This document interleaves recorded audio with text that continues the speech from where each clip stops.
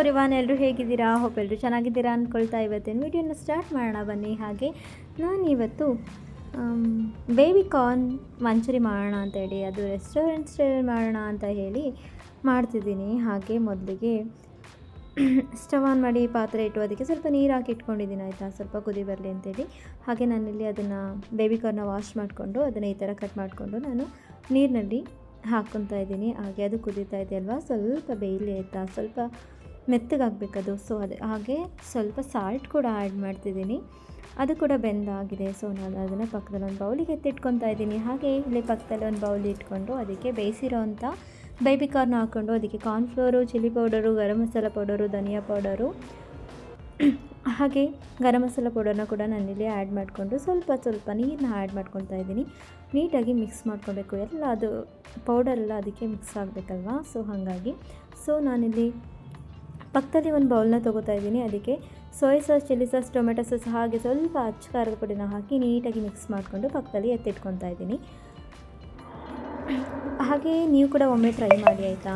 ನಾನಿಲ್ಲಿ ನೋಡಿ ಅದನ್ನು ಕಲಸಿ ನೀಟಾಗಿ ಇಟ್ಕೊಂಡಿದ್ದೆ, ಪಕ್ಕದಲ್ಲಿ ಎಣ್ಣೆನ ಇಟ್ಕೊಂಡು ಅದಕ್ಕೆ ಇವಾಗ ಒಂದೊಂದೇ ಪೀಸ್ನ ನಾನಿಲ್ಲಿ ಆ್ಯಡ್ ಮಾಡ್ಕೊಂಡು ಇಟ್ಟಿದ್ದೀನಿ. ಗೋಬಿ ಸ್ವಲ್ಪ ಡ್ರೈ ಆಗಬೇಕಲ್ವಾ, ಸೊ ಹಾಗೆಯೇ ಎಲ್ಲವನ್ನು ಕೂಡ ನೀಟಾಗಿ ಎಣ್ಣೆಯಲ್ಲಿ ಕರೆದು ಇಟ್ಕೊಬೇಕು, ಸ್ವಲ್ಪ ಬ್ರೌನ್ ಕಲರ್ ಬರೋವರೆಗೂ ಅಷ್ಟೇ.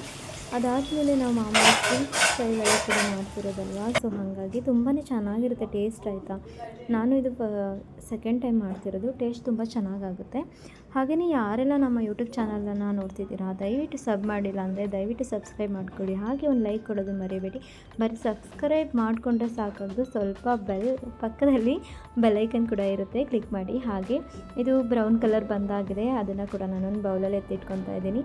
ಮತ್ತು ಗ್ಯಾಸ್ ಆನ್ ಮಾಡಿ ಒಂದು ಕಡಾಯಿನ ಇಟ್ಟು ಎಣ್ಣೆ ಮತ್ತು ಶುಂಠಿ ಬೆಳ್ಳುಳ್ಳಿ ಪೇಸ್ಟನ್ನ ನಾನಿಲ್ಲಿ ಆ್ಯಡ್ ಮಾಡ್ತಾಯಿದ್ದೀನಿ. ಒಂದು ಕಪ್ಪಷ್ಟು ಈರುಳ್ಳಿನ ಕೂಡ ಆ್ಯಡ್ ಮಾಡ್ತಾಯಿದ್ದೀನಿ. ಸ್ವಲ್ಪ ಬ್ರೌನ್ ಕಲರ್ ಬರೋವರೆಗೂ ಕೂಡ ಅದನ್ನ ಫ್ರೈ ಮಾಡ್ಕೋಬೇಕಾಗುತ್ತೆ. ಜೊತೆಗೆ ನಾನಿಲ್ಲಿ ಈರುಳ್ಳಿ ಕೂಡ ಚೆನ್ನಾಗಿ ಫ್ರೈ ಆಗಿತ್ತು. ಸ್ವಲ್ಪ ಗರಂ ಮಸಾಲ, ಧನಿಯಾ ಪೌಡರು, ಒಂದೆರಡು ಹಸಿಮೆಣಸಿನ್ಕಾಯಿನ ಕೂಡ ನಾನಿಲ್ಲಿ ಸಣ್ಣದಾಗಿ ಹೆಚ್ಚಿ ಇಟ್ಕೊಂಡು ಹಾಕ್ಕೊತಾ ಇದ್ದೀನಿ. ಅದು ಕೂಡ ನೀಟಾಗಿ ಮಿಕ್ಸ್ ಆಗಿದೆ. ಒಂದು ಸ್ವಲ್ಪ ಸಾಲ್ಟ್ ಹಾಕೋತಿದ್ದೀನಿ ಆಯಿತಾ, ಅದನ್ನು ಕೂಡ ನೀಟಾಗಿ ಮಿಕ್ಸ್ ಮಾಡ್ಕೊಂಡಾಗಿದೆ. ಆಗಲೇ ನಾನು ಸಾಸ್ನ ಪ್ರಿಪೇರ್ ಮಾಡ್ಕೊಂಡಿದ್ದೆ ಅಲ್ವಾ, ಎಲ್ಲವನ್ನು ಒಟ್ಟಿಗೆ ಮಿಕ್ಸ್ ಮಾಡ್ಕೊಂಡಿದ್ದೀನಿ. ಅದನ್ನು ಕೂಡ ಹಾಕ್ಕೊಂಡು ನೀಟಾಗಿ ಎಣ್ಣೆಯಲ್ಲಿ ಫ್ರೈ ಮಾಡ್ಕೊತಿದ್ದೀನಿ.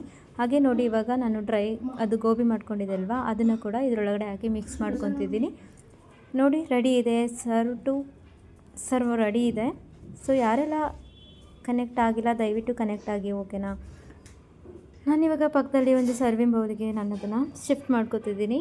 ಟೇಸ್ಟ್ ಮಾತ್ರ ತುಂಬಾ ಚೆನ್ನಾಗಾಗಿತ್ತು, ನೀವು ಕೂಡ ಒಮ್ಮೆ ಟ್ರೈ ಮಾಡಿ ಆಯಿತಾ. ಹಾಗೆ ಯಾರು ಕೂಡ ಸಬ್ಸ್ಕ್ರೈಬ್ ಮಾಡ್ಕೊಂಡಿಲ್ಲ ಅವರು ದಯವಿಟ್ಟು ಒಂದು ಸಬ್ಸ್ಕ್ರೈಬ್ ಮಾಡ್ಕೊಳ್ಳಿ ಆಯಿತಾ, ಯಾಕೆಂದರೆ ನಿಮ್ಮ ಸಪೋರ್ಟ್ ನಮಗೆ ಯಾವಾಗಲೂ ಹೀಗೆ ಇರಬೇಕಲ್ವಾ, ಹಾಗಾಗಿ